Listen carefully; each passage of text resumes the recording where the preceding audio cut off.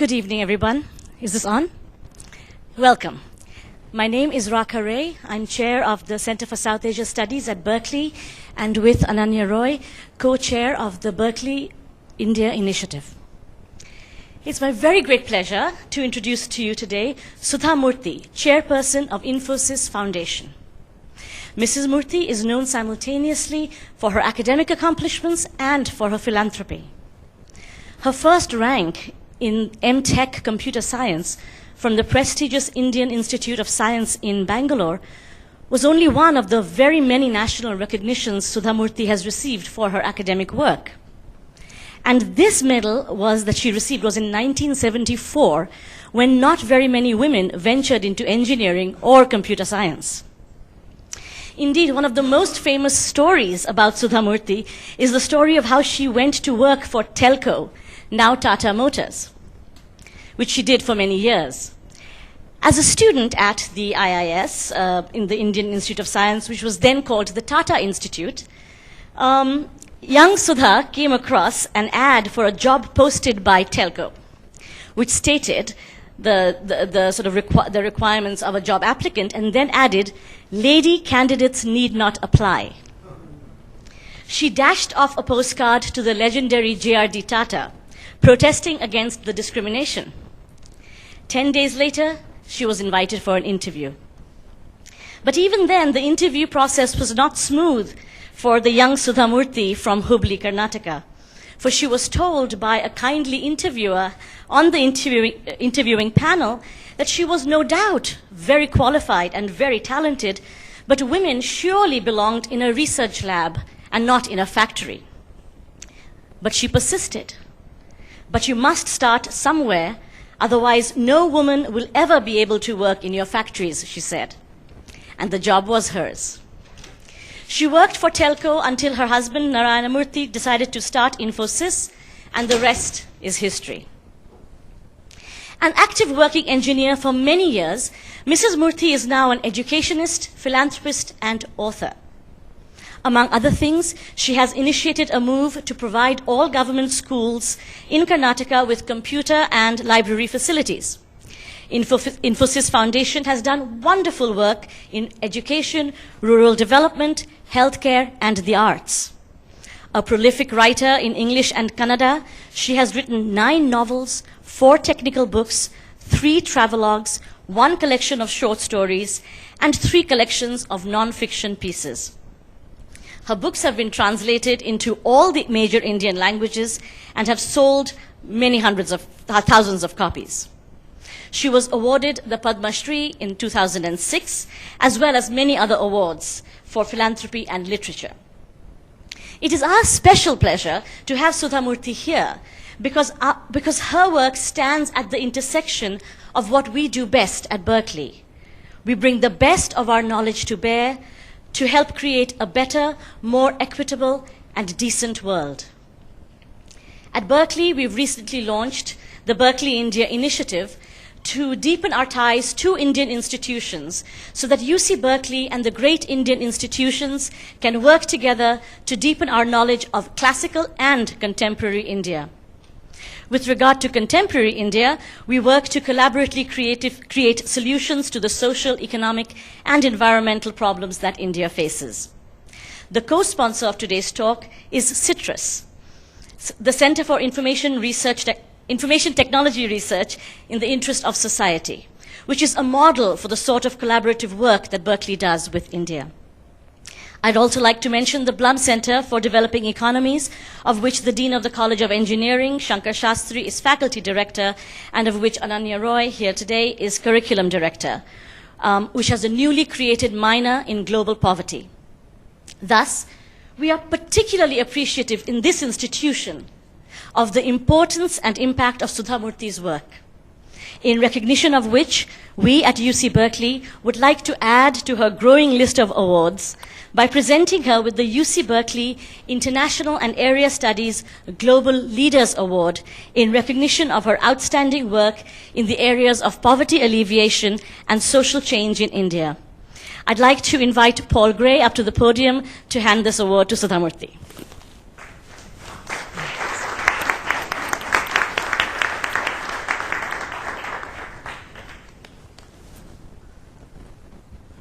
Sudha Murthy. Congratulations. Thank you very much. It's an honor to give you this, and it's an honor to have you. It's an honor to have you at Berkeley. Thank you. Thank you. And now I will turn the podium over to Sudha Murthy herself, and she's going to speak on A Philanthropist Speaks, Lessons from Life. Please join me in welcoming Sudha Murthy. I think you have the mic, Sudha. Okay.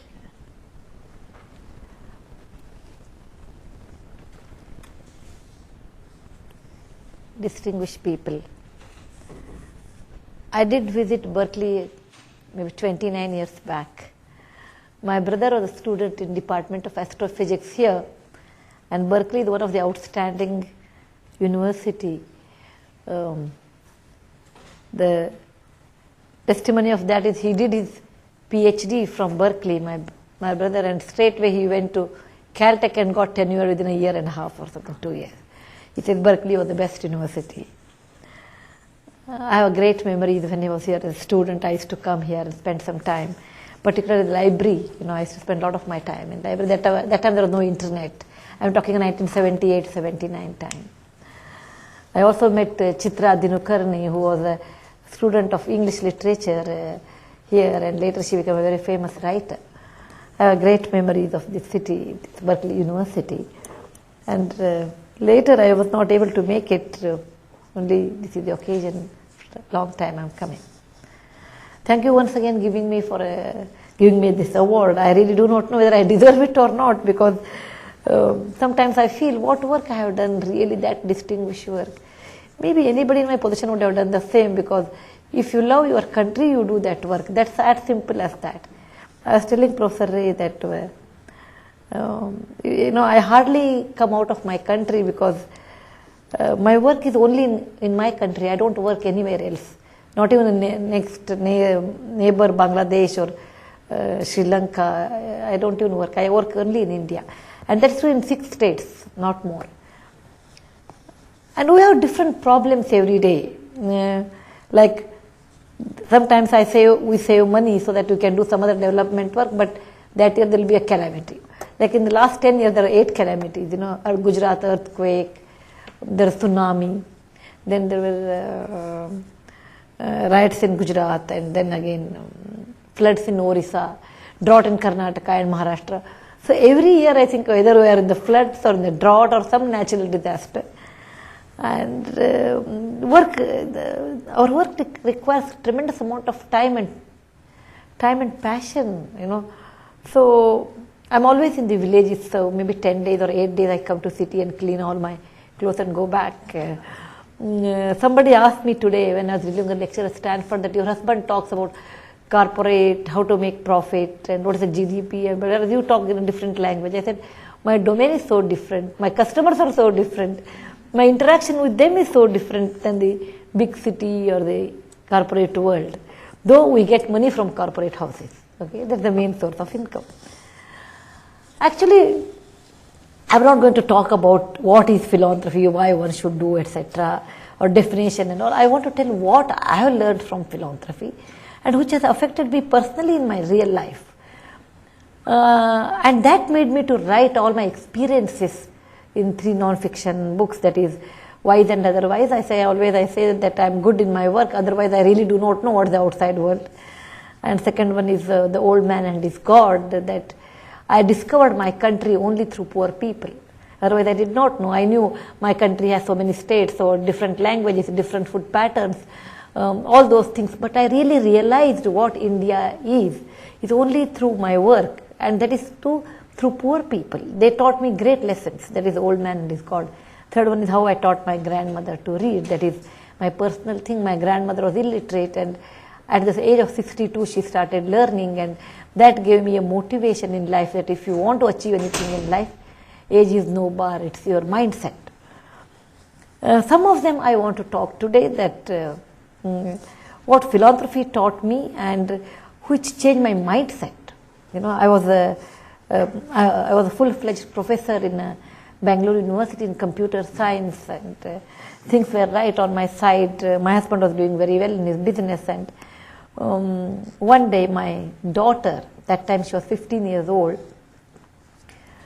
She used to read for a blind child. She was a scriber. There was a blind boy, and she used to write on his behalf in the examination. She was a scriber. And she came and told me that that boy by the name of Anand Shah, he wants to join St. Stephen's College in Delhi. It is a very prestigious and expensive college. Being bright, he would have got seat, but being poor, it was difficult for him to maintain. I was very busy as head of the department in Bangalore. In the Indian universities, when you're head of the department, you do administration as well as academic both. So I was very busy in setting up the question paper, because that's a big thing in India, and number of students will not be like 20, 30, we have thousands of students, so you have to have the secrecy, and all those papers should be kept inside, etc.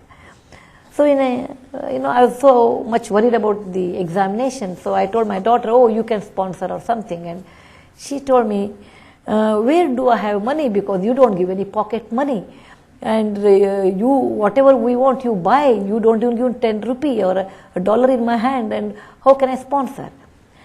And she told me, she made a remark, she was only 15, and she made a remark, Amma, that's the way how South Indians call their mother, Amma, she said, you are a well-read, well-travelled and educated lady.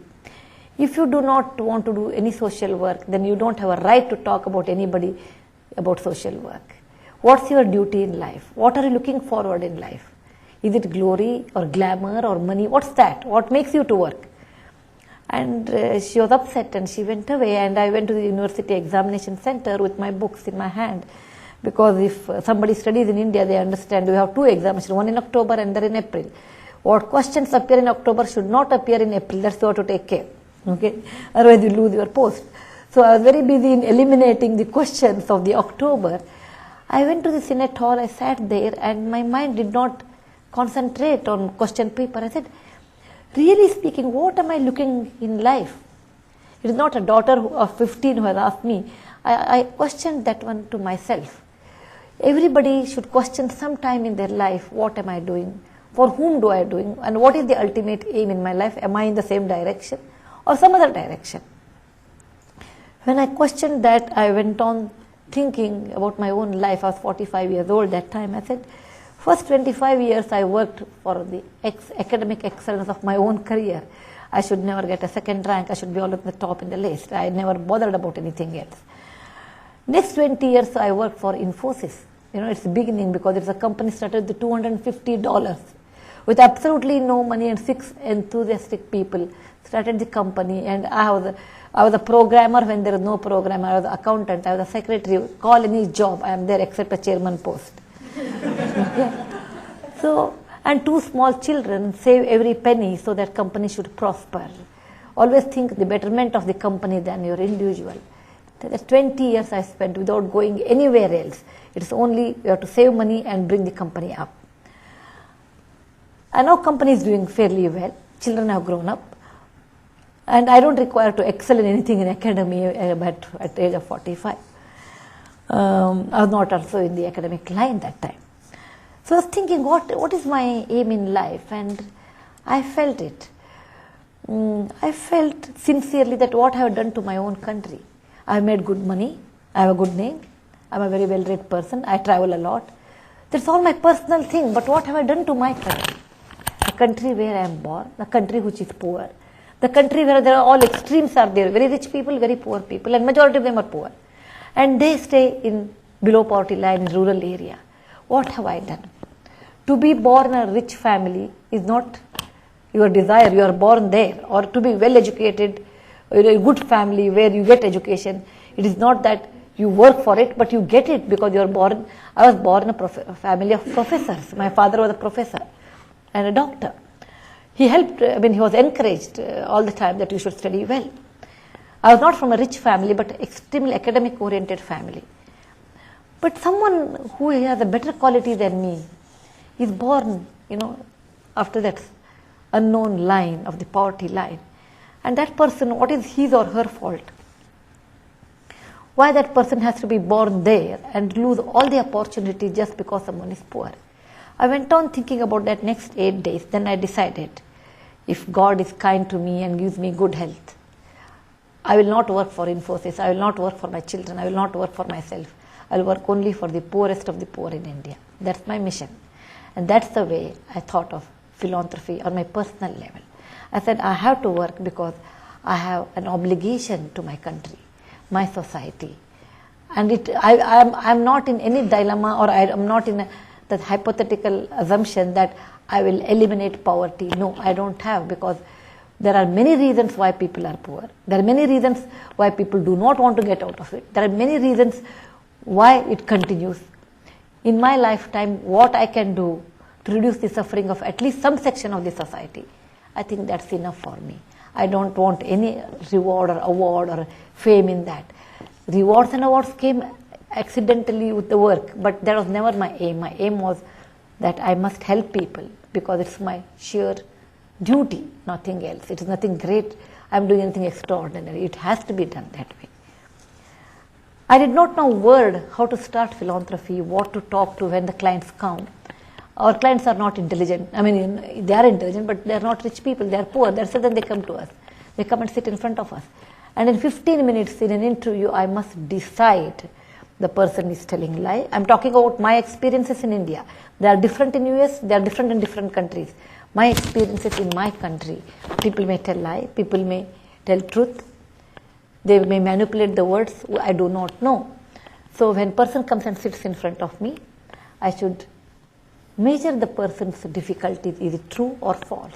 If it is true, what extent I can help? If I'm going to help, then what are the different ways to help?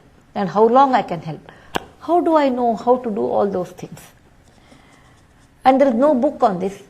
There is no teacher on this. It's only by experience. And I did not have any experience. I sat first day in Infosys Foundation. I was wondering, am I coming in the right place or wrong place? Is it an emotional decision? Because I resigned my post as head of the Department of Computer Science. I became only a mere lecturer, and that is through 3 hours a week, 1 credit, 3 credit course. That's all I will take, I told them. Because I like teaching, I like to interact with youngsters. I don't want to lose teaching ability. So I was thinking, all alone sitting in my office, that what am I doing? Is it the right thing? How will I be able to measure the difficulties of others unless you understand it? How to understand that? One method is, you should suffer, or you should stay with such people or interact with such people more often, so that you will have 80% of that knowledge. That's how I started my touring in a leprosy colony, sex workers, street children, runaway children from home, orphanage, old age home, name a thing, everything. I said, I must understand their difficulties. Why do they do like this? What is the solution for that? And that opened a new door for me to understand what India is. Until that, for me, India is a country with several states. Those are the capitals. These are the languages. These are the costumes. These are the food. Okay, all those things. But when I realized all of them are connected by one simple principle, all of them are poor. With whom I work, they are all poor. They all need help. They all need, different people need different type of help. For example, I work with sex workers. The most difficult job in my work is working with sex workers in India. They are not open because they are really, bitter about the experiences, and they don't want to talk to you. Actually, it took for me 3 years to have a dialogue with them. And at the end, every worker tell me, I don't want money from you. I want a patient hearing. Why I got into this sex trade or sex working area. It was not our desire. We have been cheated many times. We have been sold. And everybody wants a patient hearing. And they want this word at the end, it was not your fault. Everybody wants that sympathetic word, it was not your fault. When you work with students, you require different. When you work with housewives, you require different kind of a mindset. So it opened a door to me, and greatest lessons I learned in my life from the poorest of the poor people. No university taught me, no book taught me, nobody taught me, but poorest of the poor taught me the great lessons. I will give an example. I was about 9 years back, I was working in Tamil Nadu, and it was month of November, and you get mid-November rains, heavy rains, because if there is a depression in Bay of Bengal, you get rains in Tamil Nadu. I was traveling by car, and my car, as usual, when you don't want the car, gets spoiled, you know. In somewhere it's 8 o'clock in the night, the car did not move, and my driver said it takes another hour or hour and a half to get it repaired. It was pouring. He said, you find out some place and you rest there, and I will be back after 2 hours. I said, okay. I took an umbrella and it drenched. I saw a small temple, it's a small village. I went inside, and I was wondering what to do, because Tamil Nadu people speak Tamil and I can't speak Tamil. In India, to do our work, you require 5-6 languages, but my knowledge of Tamil is poor, whereas I can speak Marathi, Konkani, to some extent Bengali, some extent Oriya, great extent Hindi, all those things, but not Tamil. I said, doesn't matter. Many times I realized, when people want to converse with you, if you do not know language, you converse through your heart. You tell whatever you want to tell, they tell in your language, they will tell in their language, but you understand that. I said, okay, let me go, and I sat there. It was one of the Shiva temple, India has many gods, Shiva is one of the prominent god. And it was night, there was no lamps, it was only an oil lamp, and it was so quiet. I saw husband and wife. Husband was blind, he was almost 80 years, and his wife was there, and he said, can I do some puja, that's the way how we do, worship our God. And I said, okay, you do. When he did that, I gave him 100 rupee bill, because I knew they were very poor, and he touched, because he was blind, he can't see. He said, oh, it's more than 10. I said, no, it doesn't matter, keep it with you. Then I told him, anyway, 1.5 hours I have to spend being a teacher, being a lady, I speak, being a writer, I talk more. Okay, talk to the power of 3. So I said, okay, let me converse with him. So I asked him, then he said he doesn't have any children, they are an old couple, they are in that village for a long time. And he does the puja every day, and he gets some money from the villagers, and he's doing okay. I felt very bad. This man is 80 years old. Any disease can come to him. Who will support him? He doesn't have any children. So I told him, I will go back to Bangalore, and I didn't tell my name. Actually, it's good many times I should not tell my name, because people expectation also changes in India. So I said, I will go back and I'll send you some money. You keep that money in the nationalized bank, and every month you get some interest, so that it will be useful to you in case you fall sick. He said, I don't know, child, I don't know who you are, but I want to tell you something. He said, in life, you should say somewhere enough. Draw a line saying that enough is enough, and I don't require your money. Actually, in my work, I hardly come across someone like that. People who come to me, if I give 500,000 rupees, they say, oh, it was such a small amount, she could have given 2 million. Somebody calls me for something else, at the end they will ask some other money, something else. I go to school or college inauguration, at the end there is always an appeal to me, Mrs. Murthy, will you do this project, or will you give this money? Sometimes you are able to give, sometimes you are not able to give, depending on the project. It's pure merit basis. When you don't give, people get upset, they don't even call you next time, even though they meet, they won't even afford. People who get also are very upset with me, because they ask something, they get only 10% of that. So either way, I have more enemies. Here is the old man who doesn't know who I am, and he tells me, I don't want any money from you. He says, I am old. If you give money, I'll keep it in the bank. Now all these days his villagers have fed me, because I do some puja, so they come and give me rice. We are living like this. Now the moment everybody comes when I kept the money in the bank, then there will be some thief will be behind me. I'm blind, when I'm taking it here, he will harm. And the other people will feel, anyway this old man has money, why should we help him? Whole equilibrium will be lost. And child, I'm 80 years old. I really feel I don't require anything, because I'm contented in my heart. Any amount of money cannot be traded with money. Content cannot be traded with money. Somewhere in life, you have to draw a line. I don't need, and I have drawn that line. Don't disturb my equilibrium. I may not agree with all his principles, because if we are the line of content in a very young age, then I will not study at all. I'll be at home. I'm very contented. If I'm in my, if we have started with Infosys with the content, we would not have grown. But somewhere he said, that is true. Somewhere in life you have to draw a line and say goodbye. I learned the great lesson, and I said that's the greatest lesson in my life is I must draw a line somewhere to say I don't need these things. And I drew a line at that time. I said, okay, these are the things I don't require in my life, and I don't have regrets for that. A line or a content within yourself is the most important lesson one should learn. And without that, you are always behind unknown, what you call an unknown horse, which is always galloping, and you go behind that. You don't know where it takes you. I was working in Kalahandi, which is very famous for all the diseases in the world. You go there and it's difficult to come back because they're always galloping jaundice. They say 36 hours you die. Okay, it's very dangerous. So normally to reach Kalahandi, you have to go to Bhubaneswar. To reach Bhubaneswar, you have to take 2 flights before. And you get down there and take a train. And there is no express train. Even though there is an express train, every tribal person stops the train and gets in without ticket. Because it's a tribal area.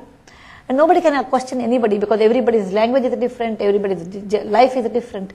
Then you get down a place known as the Bhawanipatna, and then you take a jeep, 14 kilometers you have to road by jeep. And then there is a river, you have to cross the river, ferry the river actually, and then you have to walk 7 kilometers. Then you reach this Kalahandi. I mean, in the interior jungles of Kalahandi. Kalahandi starts after Bhawanipatna also, but interior where we used to work, you have to go deep inside. It takes all kinds of transport, a train, a ferry, jeep, and then you have to walk. I met an old man there. Someone said he's 102 years old. And in that entire tribal area, everybody's hair was jet black. And when they saw my hair, they asked me, what do you apply to your hair to become grey? 70 plus, everyone has jet black grey hair. I knew they can't afford to have a dyeing facility because they're really poor people. And they were surprised that I have something unusual silver color, so what I must have done. So I was talking to him. I felt very strange when I met a man of 102, good health and good memory. I said, let me ask him some questions. I said, who is ruling India? He said, East India Company. That means he's not even aware India is independent. Then I asked him, who is our Prime Minister? He says, Goriwali Rani. That means a fair-skinned queen. That is Queen Victoria. And his answers were so different than my imagination. And I felt I've never met anyone like that in my work, Someone who belongs to 100 years old back and your knowledge 200 years back. Then I showed him a currency, Indian currency, and I showed him and said, it's an important piece of paper because currency he won't understand. If you take this paper, you can trade. He said, what can I get with this paper? I told him, you can buy matchsticks. That is very difficult in the tribal area. You can buy clothes and all those things. He laughed at me. And he said, okay, you have quizzed me so many questions. Now I will ask you one simple question. I said, okay, I'm thinking of this man from Kalahandi. What he will ask me? Let me see. Sometimes you underestimate people, They are so smart. He said, what is not yours? If you take it, is it not a theft? I said, of course it is theft. When this is not mine, and if you take it, it is theft. He says, look at this beautiful area, Kalahandi, or the Orissa. If anyone is from Orissa, they understand it's a beautiful place. Nature is very kind there. You have so many riverlets, beautiful forest, thick forest. He says, rain comes on its own, doesn't ask your permission. River flows on its own, doesn't ask my permission. This land is created by God. The trees come on their own. You people from the city come here, cut the trees, trade this land for this piece of paper and give to somebody. When this land doesn't belong to you, how can you trade this land? It's not yours. Are you not a thief? And actually it struck me that in life, just because we trade, we think we know everything. But the man from Kalahandi told me, nature is a gift of the God and we are trading it for our own selfish motive. I said, I did not have any answer to tell him. I said, the great wisdoms come from such people who have seen enough in life. I can give you many experiences where I felt I really do not know in front of them. I was working in a leprosy colony in one of the remote area in Karnataka. And then I wanted to count how many women are there, that many, I wanted to give them something to wear or something, some help I wanted to give. I was counting and one person said, there's a lady inside the hut and her name is some lady, Gangamma or something. I said, no, unless I see the person, I can't list. Because by this time I learned, people tell lie. But let me check. Then I called her name in her dialect. She did not come. I said, okay, she didn't come. Let me go inside and meet her. I went inside. In a minute, I came outside. The reason was, it was a dark hut. There was no light. Of course, afternoon I went. There was a lady, and she was sitting like this. She did not have any clothes on her body. And she told me, Amma, you told me to come out and tell my name. I didn't come because I'm a lady. I can't come without clothes. I'm so poor, I don't have a piece of cloth with me to cover my body. I sat there, and that was in the early years of my foundation. I started crying. I said, what is the use of independence? Dollars, $1 billion, Bollywood music, we talk all those things. Here is my country where, after 55 years of independence, that time it was 55 years of independence, a woman is not to come out because she doesn't have a set of clothes to cover her body. Not expensive clothes, an ordinary cloth to cover her body. What is my country? What it means to me? And I started crying there. And then, of course, I had my own bag in my sari I gave her. Something I did. That struck me so much. I said, if I say my country is progressing, in that case, in my country, everybody should get 2 square meals a day. In my country, children should study up to the 12th class. In my country, women should have a set of clothes, or 2 sets of clothes actually, one to wear and one to clean. And then only I call my country has progressed. Otherwise, I will not call my country has progressed. And such people give me inspiration in life to I should work, I must work for those people, not for any other award or reward. If they come, it's well and good. If they don't come, still it's okay. But I have to work for such people. They are my source of inspiration because they belong to my country. I have an obligation towards them.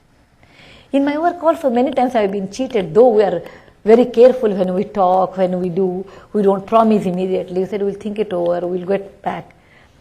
One day one person came and told me that his son is suffering from cancer, young child.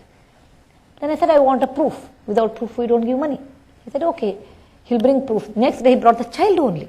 The child, stomach was bulged, and the child was suffering, and I could see. I said, no, don't bring the child now. I said, okay. He said, I require 2 lakhs, that means 200,000 rupees. 200,000 rupees is maybe, I don't know how many dollars, you should tell, divided by 40. Is $5,000 maybe? $5,000. He said, I require $5,000 for the operation.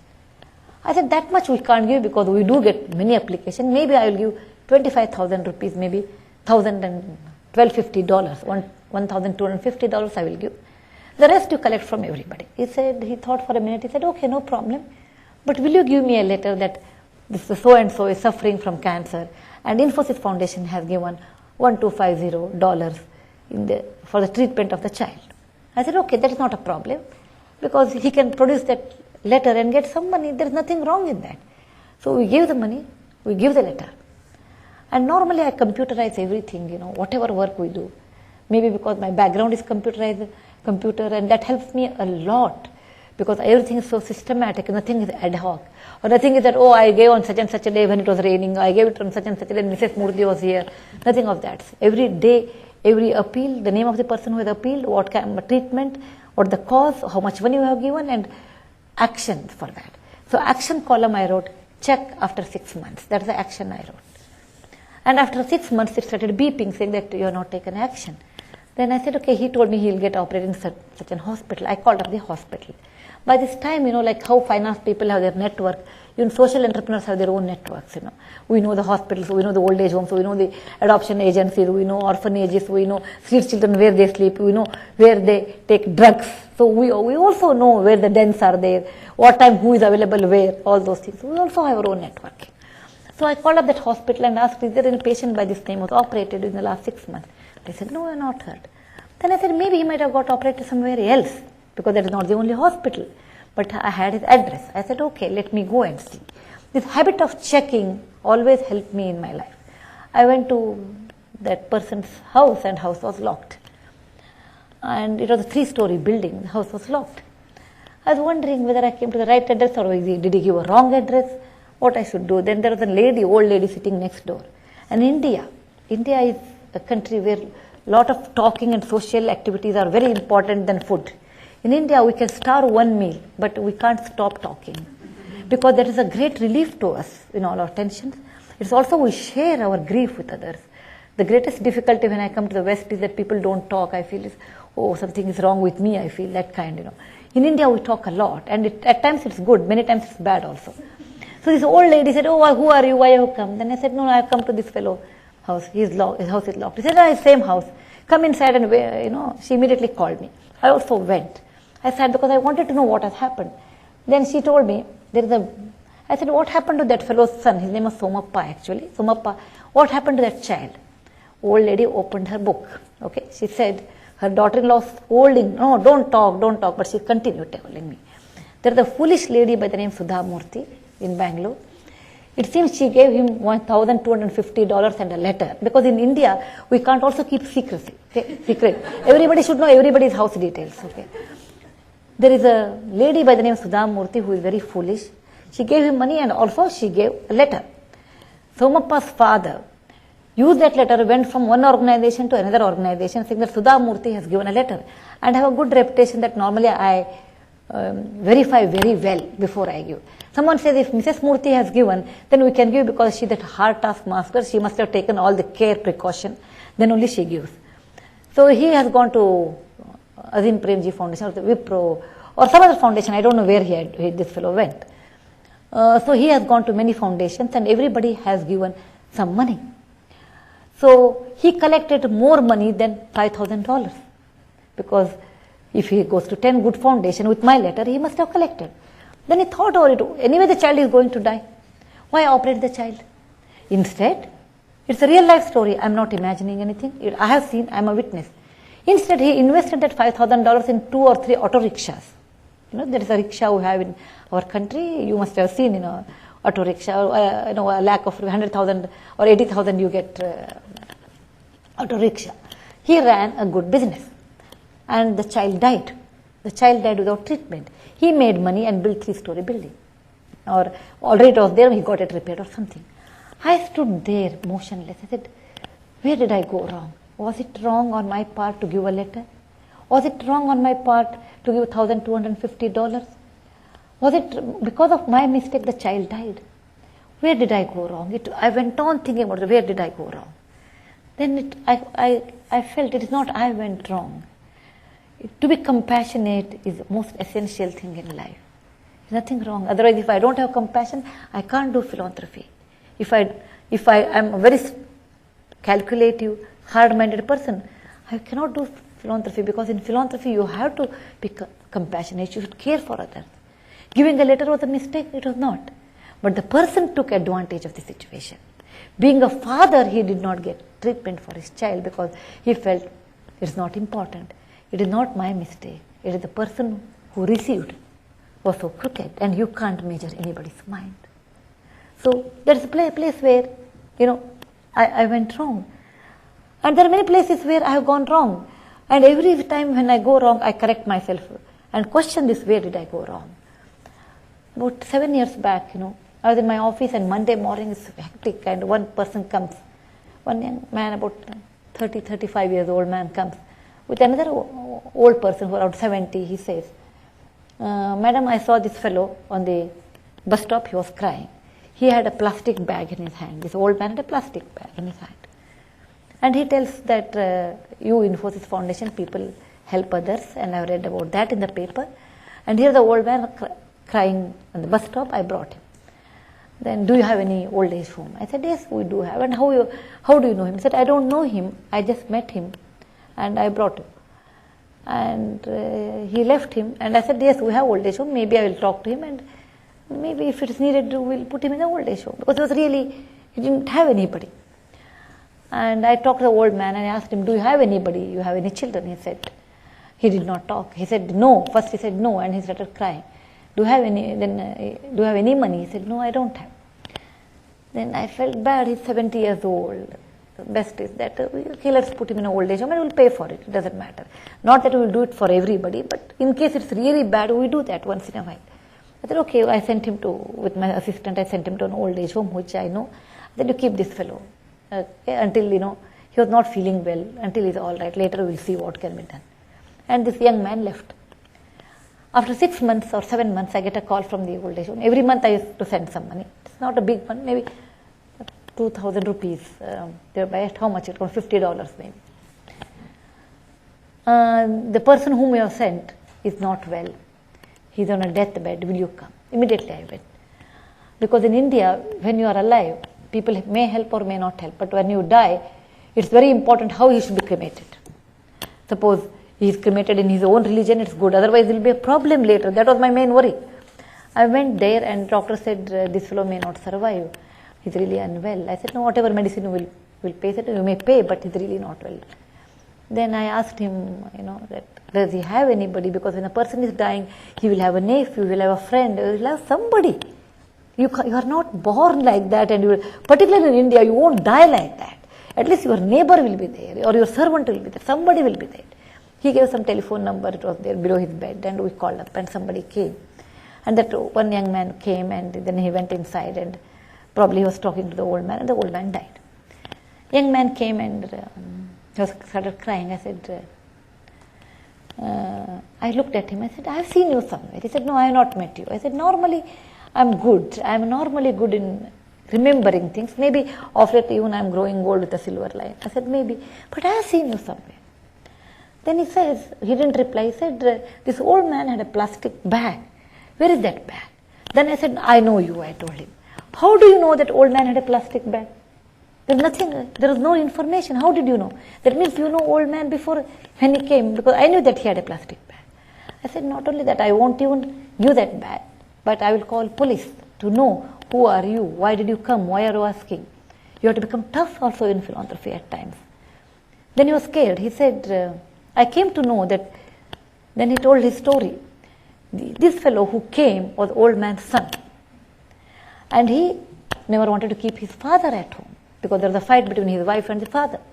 Now the best way to palm off the father is through Infosys Foundation. Here is the lady who helps people. Just tell her a story, make a story at that moment. I don't know him. And he brought his father, and I put him in, at our expense, he was in the old age home. It doesn't matter what expense, $50 into 6 months or 7 months is $350, $400. It's not that. Look at the attitude. And now he comes because that old man had a passbook and which showed some amount of money. And look at that old man. He writes that man, nominee his son's name. He doesn't even write Infosys Foundation name because we have helped him. It's not that we want his money. We really don't want his money. I said, look at this man. His son doesn't pay his bills. Somebody else pays. When he's dying, he wants his son as a nominee. What a cruel world. I don't want that money. Then I told him, either you should have a culture when you say the man is old, we'll put him in an old age home, we'll pay for him. There's nothing wrong in that, because old age home, you also get old people of their companionship. It's a nice way of spending old age time. Or keep your father like an Indian tradition and look after him until he dies and take his money. You are worst of the both worlds, I told him. You want money and you don't want to keep your father. And that time I was thinking, standing there, what is the meaning of human relationship between a son and a father, or an institution and the receivers? What are these things? Is money that important? Is relationships are that important? Where are we going wrong? Or how we are taking advantage of the situation? There are many instances where I question where I am going wrong or what makes people to do these things. There are many good incidents, there are many bad incidents, but life has taught me one lesson. What time I should complete? 5:15, right? Or any question answers are there? Okay, then I'll finish at 5. What time I should finish? Yes, you should tell me exact. In 10 minutes? Huh? In 10 minutes? Fine. Being a teacher, in India, I don't know what's in Berkeley. In India, when we give our sermon or class, 45 minutes is the class. Until the next bell rings, then you have to stop your class, then you have to go out. So I'm so much used to, until the bell rings, I might continue. And I don't want to do that. I don't know, Berkeley, you have the bell or no bell? Okay, then I really will continue whole day, I think, morning to evening. No, in our college we have bell. I'm sure if you're studying in India, you understand that the bell rings and children will run and we will also go. The class is over. They will look at that exit door, I will look at this exit door. So, there are many incidents also have brought me tremendous joy that no word can tell that. I cannot write, my pen fails, I can't type on the computer, my words fall short of it. tremendous joy, the joy which I never got when Infosys stock went up, or when I made money, or when I got all these awards. More than that, there was a child which ran away from home. And I normally travel by second class train in India because that's the best place to meet poor people. I was traveling by train and one child came, around 10 years old child, and he was so poor, he took his shirt and started cleaning, the berth, that's a compartment. I felt very bad. I said, come here, what's your name? Then he said, no, I don't want to talk to you. Actually, these runaway children never talk to you because they're so much worried, And they have all wrong concept that I will tell the police will beat them up, or I will, something will happen. They never ever open up. So I said, no, I told him, I will not tell anybody, tell me. And, I gave him, my husband had one extra shirt. I said, okay, let me give you, though it's a big size, it doesn't matter. Then I gave him, okay, I will give you food, I will get you chocolate. It's anyway a 14 hours journey, I can become friendly, and 3-4 hours I cajoled him. And then he told me that in his house he has fought with his parents. And, he went to take bath along with his brother in a pond, and, in that fight the brother fell in the pond. This child of 10 years assumed, or maybe at that time he was 9, 1 year later I met him, his brother has died. Okay, he said, my brother drowned and he must have died. Father will come to know, he will beat me up, so I ran away from home. I said, how do you know he has died? He said, no, I know, because my brother did not know swimming, etc. I'm so scared. I said, fine, that's fine. You should not react to them immediately. I said, where do you stay? Then, there's a place, these children travel without ticket 200 kilometers a day. They get on some junction like Asansol junction to Howrah to Jamshedpur, that kind of thing, They go long distance and begging, sometimes cleaning, sometimes getting, their life is very, very pathetic actually. If ever you travel in India by train, if you meet these children, please understand there is a long story for every child. So I told him, okay, I said his junction came and, he got down and he told me he stays near waiting room. They don't have any house to stay, they eat there and all. I said, fine.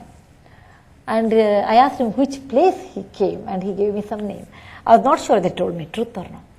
Then anyway, I was going to that area. As soon as I got down from my destination place, I told my person who came with me, you go and find out in that basti or that hutment, is there any lady by the name Ellamma whose son has ran away?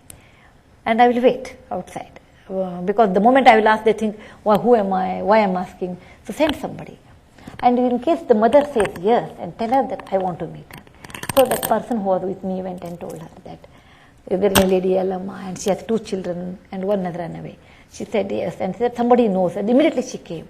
I asked her first question, what happened to your second child? She said, he's alive. And I said, when did your first son run? About a year back. So, does your second child fell in a pond? She said yes, it fell. But somebody picked him up and he came, everything was all right. Then I told her, I know where your son is there, and will you come? And they were so poor. She said, you tell me anything I will do for my son, but I want to meet him. I don't know where he is.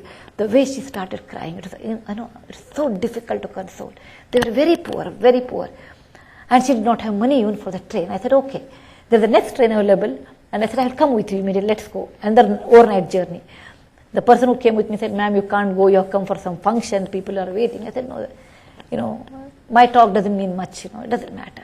But it's a mother's agony, I cannot say. I said, if it is not an important thing, after all I have to talk to some students or something, tell them tomorrow night I will do it. Or tomorrow, normally my meetings are with the students or the poor people, and they understand. Poor people understand difficulties faster than other people. Said that she is really stuck somewhere, she will come tomorrow, but definitely. Immediately I took a train, I went with her, and this boy was there. And when the mother met boy, her child, I did not have a photo, camera actually. Even the camera would fail. The kind of happiness both of them showed. And she told me, I'm ever grateful to you. You brought this child. I said, no, I did not. It happened that way. And I continued with them, my friendship with them. And this child wanted to study. Later we helped. We helped this child, and today he is a software engineer somewhere. And what I'm telling you this story is that one small assumption that his brother is dead. The child was scared. Child ran away. Child came back. And a bright child. Around 1 year he spent on the railway platform cleaning the berths and, begging, and the child studied later and did very well. I can give numerous examples where children I met in such an occasion and how their life has transformed. It is not me. There are many charity organizations, they are like that. They come across these people, help them. Once I know about 9 years back, I think, I was some village and I wanted to make a telephone call. We didn't have a cell phone in India at that time. So there was a telephone booth, thanks to Sam Pitroda, he made telephone booth on all highways. I went to a telephone booth to tell my mother, because when I travel, once in 3 days I have to call home and to tell I'm fine, don't worry, because I'm also, they think running away child, she won't come back only if she goes 8 days. So there's a rule that if I'm in a disaster, I have to call once a day. If I'm not in a disaster, at least once in 3 days I should call and tell I'm fine. Now there's a cell phone, I can call anywhere if the network is available. I went to call and there was a girl, around 16 years girl, 17 years girl, in torn clothes, and she opened the door and she started cleaning the telephone, etc. And as usual, you book a call, the call doesn't come, and the line will be cut. In India, there's all hassle, but hassle is also pleasure, because you can talk to people that time. So it is not efficient, but inefficiency also has its own advantage. So the line did not get connected to my mother. I was sitting there. Then I started talking to her. Her name was Pooja. When I talked to her, maybe Pooja may be listening if it's on a web somewhere else today. And if she listens, I'll be very happy actually. I said, Pooja, tell me about you. She said, I don't have parents. My both parents are dead. I have a grandmother and who does help her in some houses and gets hardly about 200, 300 rupees. And I said, what have you done? She said, I appeared for the 10th class. That's India's matriculation we call. And the results have come yesterday. Only I scored some 90%. And I said, you must study further. She says, but ma'am, this itself was so difficult. It's a free school. It's a public school. How will you expect me to study further? My grandmother is old. I don't have anybody else in life. Maybe I should do some work so that my grandmother can take rest. And meantime, my call got connected, and I was thinking, there are many children like Pooja in our country who are so bright. I may or may not meet them. Here is a bright girl. I said, okay, Pooja, on one ground, on one condition, I will help you. I don't know her at all. Tomorrow, I will stay one more day here. I will come to your school where you have studied, and I will meet your principal. If things are fine, then I want to take you to Bangalore. I'll put you into a residential school, college kind, okay? I'll pay for all your expenses. But you should never fail in the examination. You should never fail in any examination. The day you fail, because that's the way I always tell them, so that they should not lose incentive. I will not help. And she said, fine. And next I went and met principal, because in our country, principal is not only just principal. He also knows all your social things at home. Oh, father how he died, mother how he died, father drank and died, how mother died, how grandmother is old, what's her age, all social details you can get it from the principal or the school teacher. It's not like 9 to 5 job, it's 24/7. So I got convinced that's true. Then I brought her and I told one organization whom I said, you put this girl and every month we'll pay. Chitra did, Pooja Chitral is her name. She did very well in her examination. 10th and 12th, she got very good score. She got a seat. I told, you study whatever you want. You study whatever you want. Once in a year she has to meet me, or twice a year, with her marks card. And to take her, actually, first I have to get her dress, because she did not have dress to wear and come to Bangalore. Chappals, slippers she did not have. Everything I had to buy for her, because, she comes from such a poor family, it was so difficult for her to even to buy. And Chitra now finished her software engineering in a good college, got a software job. Maybe she's here, I don't know now, because I have not met Chitra for the last 6 months, but she's doing exceedingly well. Whenever I meet Chitra, I always think, how nice, how fortunate I am. In my country, I can make the difference. How fortunate I am, I come across those people who really require our help. How fortunate I am, they give me an opportunity to serve my fellow human beings. We cannot change the situation, but we can help them to come out of it. I don't do any poverty elevation program, but I always believe education can remove poverty. I just want to conclude my talk. A friend of mine had a habit of always complaining. You tell anything, she will complain. Once I was waiting for an auto rickshaw in Bangalore. She asked me, why you don't have, why are you standing for a auto rickshaw? I said, when you have two drivers, the probability of both taking leave is very high. Then she told me she'll give me a lift, and while traveling by road, she went on complaining, Bangalore roads are very bad. You should tell Chief Minister, as if Chief Minister of Karnataka listens to me. I said, okay. Then she told I said, how are your children? She said, oh, my son is in US, but his children cannot speak Kannada. Kannada is our mother tongue. They speak only in English. Then I said, he should not be in US, he should be in Karnataka. For that matter, people in Karnataka speak more English than most people. So then I asked, how is your hospital? She said, oh, hospital patients are troubling too much. She went on telling me many things. I said, if I stay with her for longer duration, I will also become negative, so let me get out. So I told her, hey, I want to tell you some story, because being a teacher, I always like to tell stories. I said, the Mother Earth is full of dust and mud. I have a dust allergy. So what I should do? Cover the earth with a leather or wear a pair of slippers? Which is better? She said, slippers is better. In life, you cannot change people. You cannot change others' attitude. If you want to be happy, you have to change your attitude.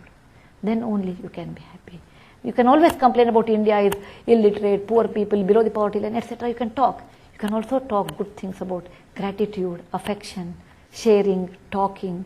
You can talk whichever you want. And I talk the best things which I have known. That my compassion is not important, but they have given me an opportunity to serve my own countrymen. She told me, who taught this lesson? Don't believe all these people who teach you. The person who taught this lesson, I want to meet that person. She told me, my friend. I said, I wish I could have taken you to that person who taught this lesson. Unfortunately, he is not alive. He was born in India 2,500 years back. Born as a prince, became a monk. And when he was born, we called him Siddhartha. When he became a monk, we called him Gautama Buddha. Thank you for patient hearing. Oh, yes.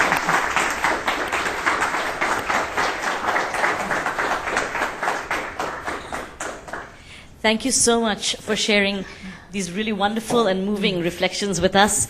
We'll take some questions now.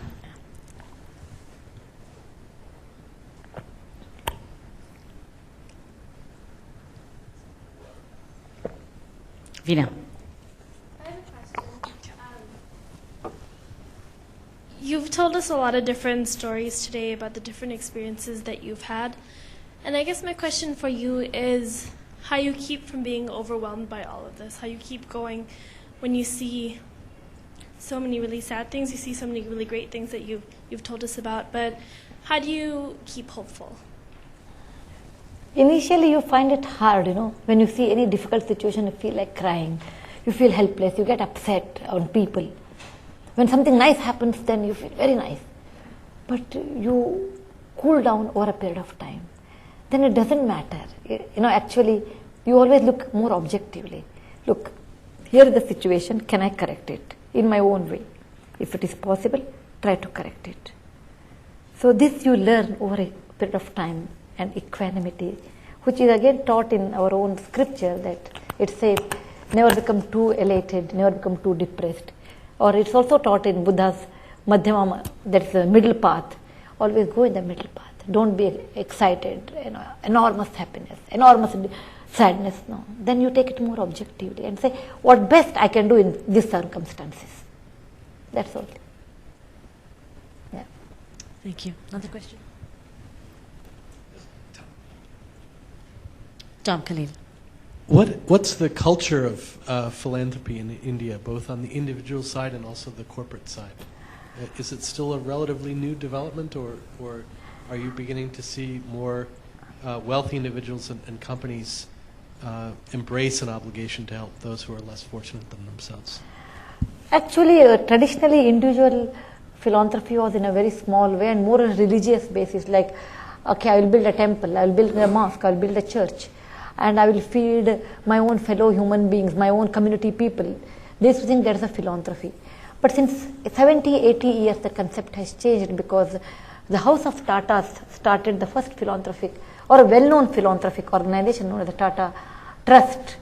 And there's a book on that, For the Love of. Somebody asked Jamshedji Tata, why did you start Tata Trusts, which work independent of the religion, caste, creed, language.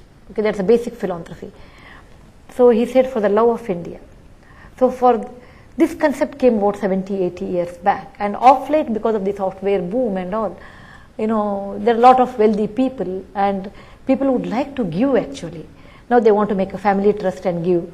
And corporate houses are very keen to have CSR, corporate social responsibility, foundation, trust. They would like to do that one.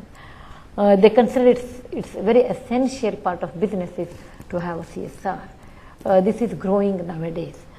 I have seen in our own company, our youngsters donate much more than the older generation, and many youngsters are very keen. They say, like how today we were talking, that I want to take 1 year off, and can I work with you 1 year? I said, you can work with 1 year, but I cannot guarantee you after 1 year you'll go back to Infosys, because Infosys doesn't give 1 year leave. And I have come across many bright kids. They say, particularly when they are very successful, they say, some percent of their income they would like to give. That kind of a charity I am seeing it a lot. And when tsunami struck South India, I had 100 volunteers who said, we will take without salary leave and work with you. I said, I can't manage 100, because I have to get them food, and tsunami time, you don't get food, maybe 1 meal a day or something. Sometimes you don't get even a meal because you have to whole day work there. So I said, 25 batch is enough. So you do get people who would like to work, people they would like to donate, and every corporate house is thinking of a CSR one or another way, because if you don't do, then it's considered a bad culture nowadays.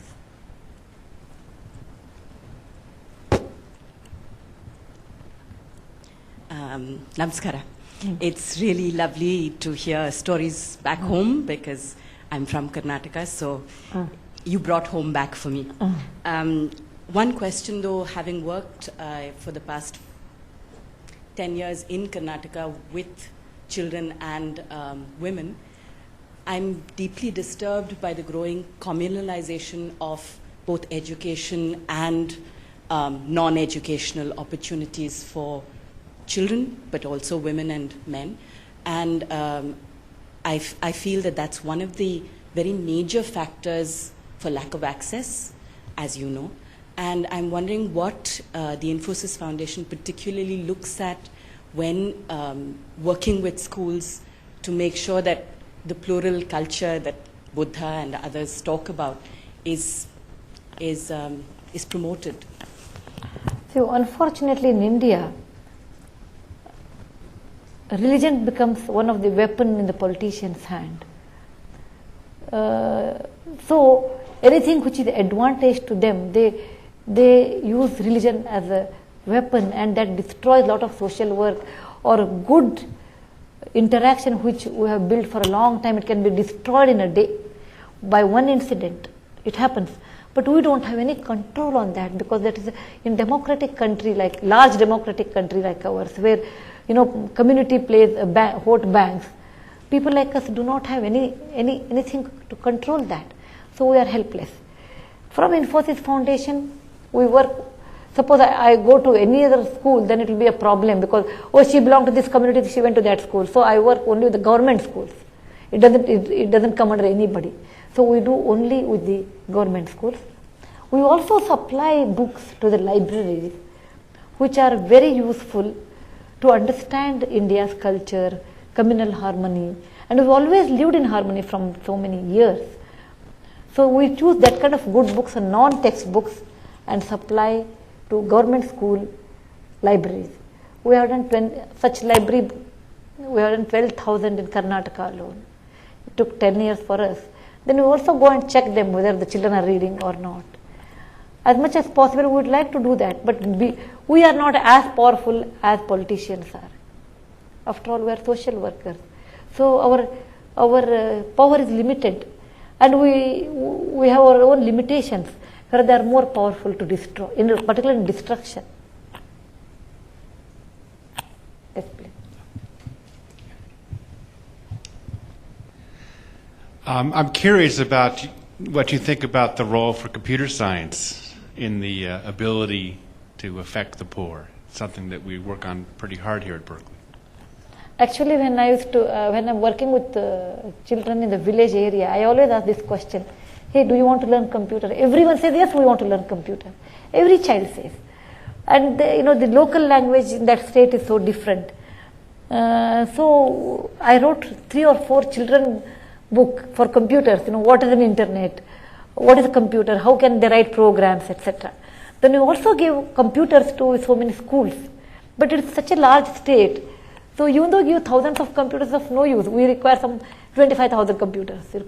As much as possible, this year we have given more than 500 new computers in the university area, in the backward area we have given, so that there will be a batch of students who can come, children can come, and we also pay for the teachers. We take teachers, teach them basic things. Particularly I tell them, okay, children, no, teach them computer games first, let them get fascinated, then programming, all those. So in some area we choose, there we buy computers, there we give computers, we give computer books, we pay for the teachers, but we are not able to make it entire state. It is hard for us because it's a huge state. But we want that they should get used to computer, and that helps them a lot later part of their life. We want that. If I can just follow up on that, what do you think these children will use the computers for later? Normally what happens, these children are from the government schools. And we provide computer, but we also tell government that we provide computers, and we also pay for these teachers who are 12th class or something. Government should not interfere. In the sense, government should not say tomorrow you have used our staff. You know how the bureaucracy in India, it is not that simple. Okay, somehow you should study, it is not there. No, they are very conscious about their powers. So we will employ somebody after the school hours. They will come Saturday, Sunday. They will teach. Government has said okay for us. And these children, we identify those potential schools. Not every school. In a district level, potential school where brighter children come and poorer, brighter children come. And there, if you identify the students are very good, then in that area we give scholarship in the school also. Come up to 12th level, and if they get good marks, then we pay to their graduation. We have done that, but it's a hard work, constant follow-up, but teachers help us in that work, and we help teachers in small monetary way. More than that, many children have done this one, that they were interested. Out of 100, maybe 10, 20 will do well, but still it's a good percentage.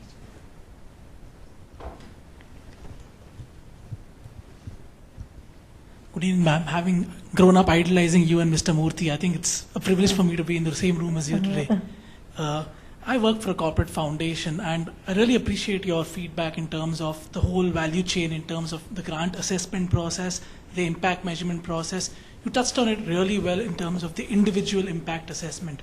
How do you recommend corporations approach this for social impact assessment in a community or in a host government where we operate, typically in the extractive business? In India, I'm talking with respect to India, I can talk. See, when you give money, many people think that's the end of your philanthropy. Actually, many times there's a root cause of misery many times. So you should assess a project. That's the way we do. Assess a project first. Depending on the project, you should give money. For example, all scholarship programs, you give 80% money, not 100%. I said, I will put 80, let him get or let her get 20. There are exceptions are there. For example, if sex workers' children, we give 100% money. Okay, rest of that 80% money. And in health project, every project has a different yardstick, how much money you should give. Health project, we don't encourage individual help.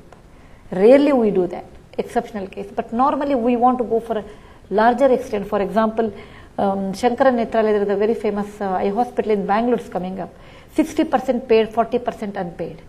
So we said we are responsible for the 40% unpaid. We build that building, we do everything for that 40% unpaid. Or the equipment we buy for the unpaid people, so that many people are benefited.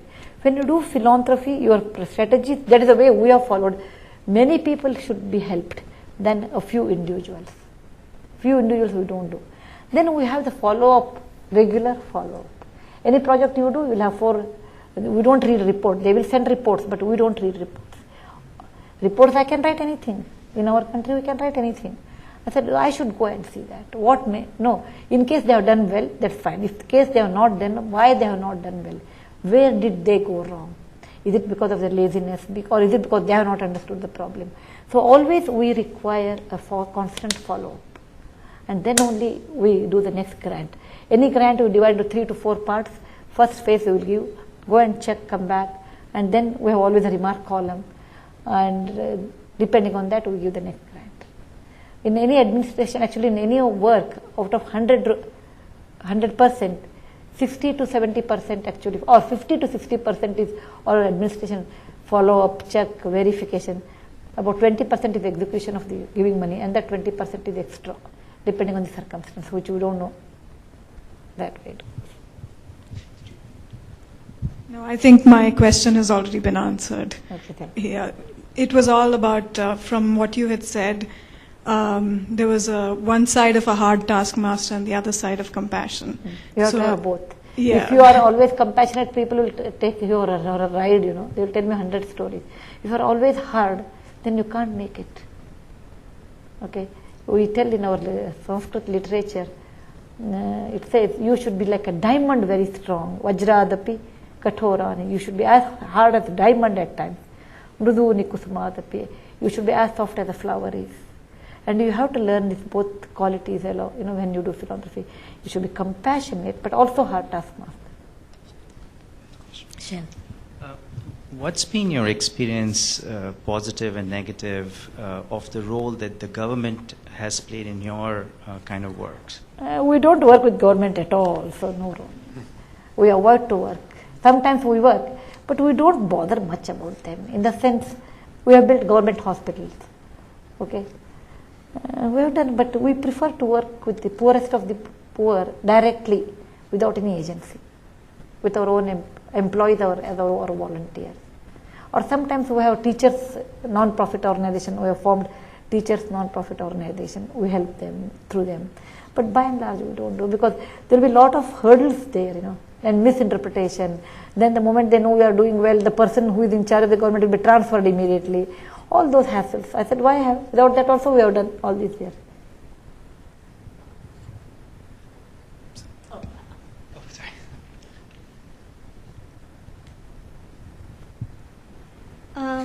I feel that Bill Gates Foundation and there are many other this kind of trust which like they give so much money for AIDS project in India, and celebrities like Richard Gere and they all also come into picture, and because of that some problems come into better limelight.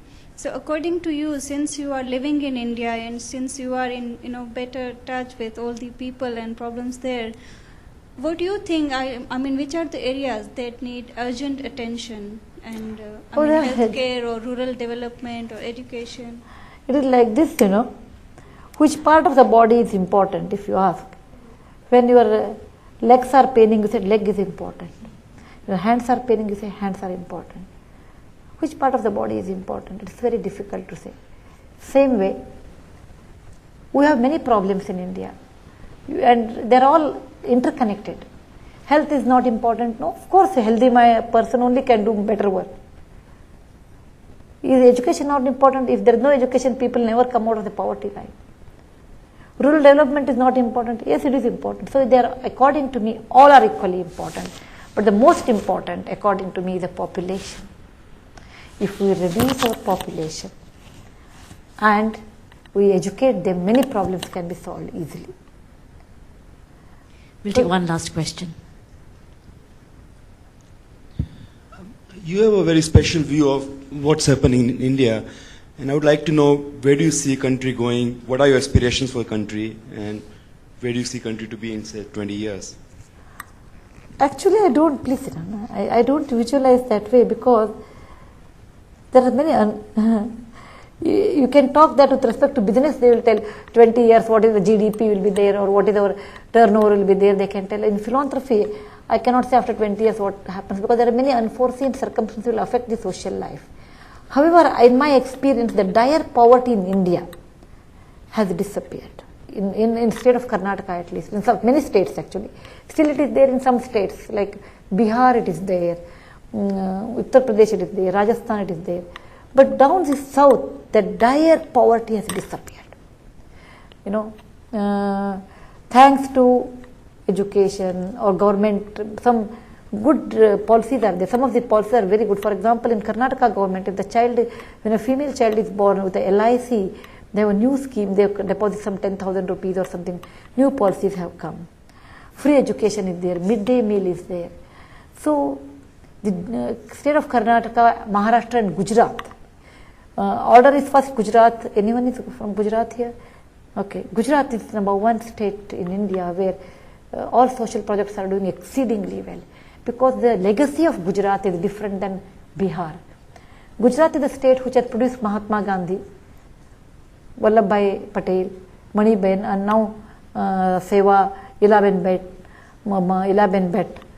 So Gujaratis have that mindset of improving themselves. And that state has done very well in terms of social work than any state. Out of my 8 natural disasters, Gujarat is the only state where they recovered very fast compared to any other natural disasters because they want to improve. And maybe their outlook in life is so different that they work together, they share, they live simple life, they never show off. You can't make out when you go to any function who is rich, who is poor in Gujarat because all of them wear more or less a similar kind of sari.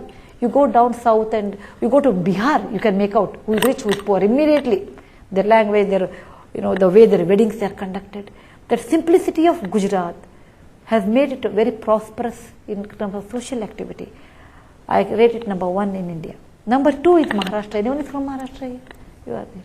Maharashtra is #2. Again, the state of Maharashtra has a different culture. It was Savitribai Phule, Agarkar, Maharshi Karve. Elderly people have led a life of an exemplary life and leaders were of great quality. That helped the subsequent generation to do better, particularly a place like Pune where they are always ahead of time. They are always ahead of time, Pune, because there is a widow remarriage in 1896. I mean, it may look very silly thing in the West, but in our country it means a lot in 1896. So the state leaders can make a great difference in the social activity. Karnataka also. So dire poverty of these 3 states have disappeared. Of course, something else has creeped in.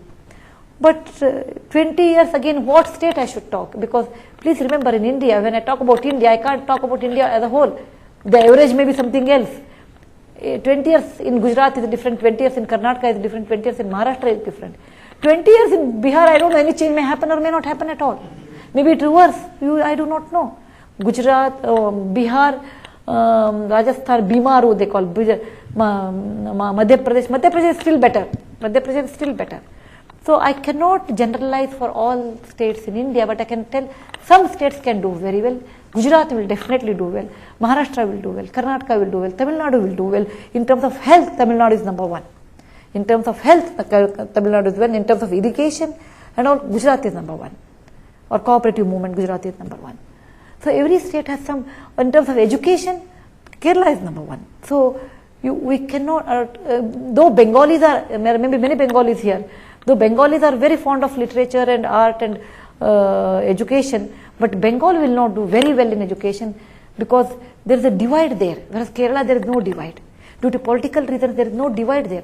In Bengal, you can see utter poverty, and maybe due to Bangladesh, people have come there. That could be one of the reasons.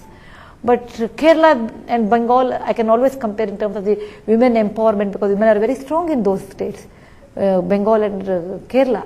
Thanks to my work, I could read people if they are from that state, what are the characteristics by and large. But in terms of education, both are not equal. Kerala is better. So it goes by state, I can tell you. But not all over India. I will not be able to tell. And philanthropy has taught me a great lesson. What you do not know, tell I do not know. You don't have to say I know everything. Well, on that note, thank you once again for the privilege of hearing you talk.